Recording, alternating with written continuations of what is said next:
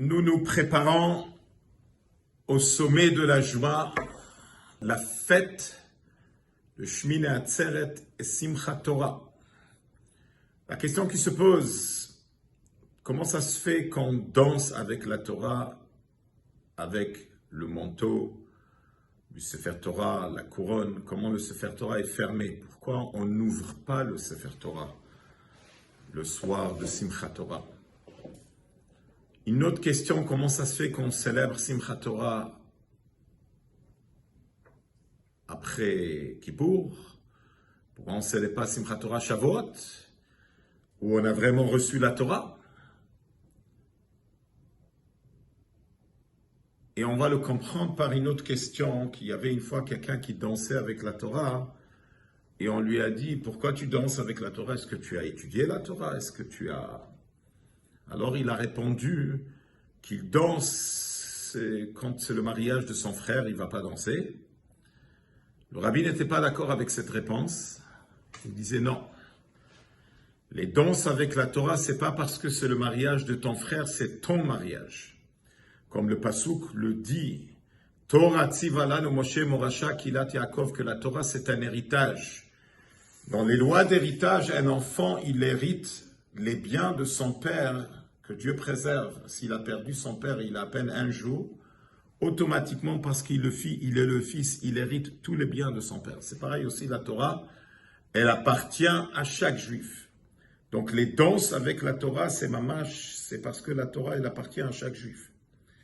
Et là, on va comprendre pourquoi on célèbre on célèbre pas Simchat Torah Shavuot, parce que Shavuot, c'est connecté avec le don des premiers tables de la loi qui n'ont pas tenu. Malheureusement, ils ont été brisés. Et là, c'est connecté avec les dons de deuxième table de la loi qui ont été donnés à Kippour. En d'autres mots, la définition exacte, la différence entre les premiers tables de la loi et les deuxièmes tables de la loi, les premières tables de la loi, le juif est dans le niveau de tzadikim, et les deuxièmes tables de la loi, les juifs sont dans le niveau de Baalei Tshuva, que Akadosh Baruch Hu, il a accepté à pardonner pour le veau d'or. Et après tous les prières que Moshe Rabbeinu il a fait, et c'est devenu, il y a le mois d'Elul, les Rosh Hashanah, Seret Yemei Tshuva, et Kippour. Et Kippour, c'est le jour qu'Akadosh Baruch Hu, il a pardonné, Vayomer Hashem salachti kidvarecha.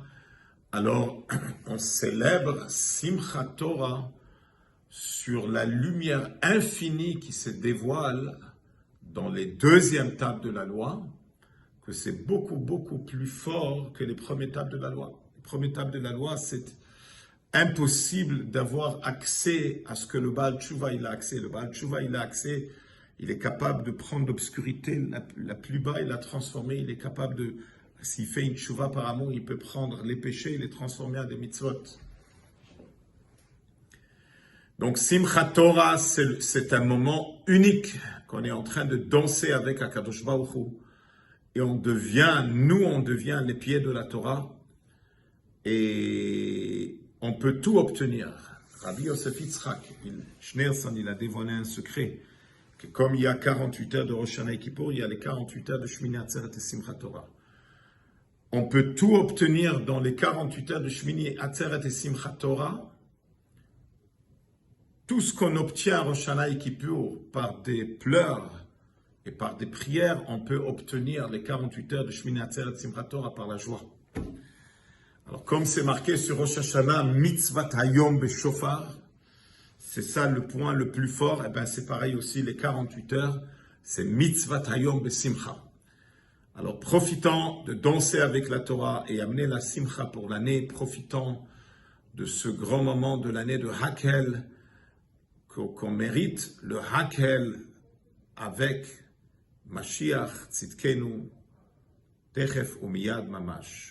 Souhaite à tout le monde de très bonnes fêtes, Chag Sameach,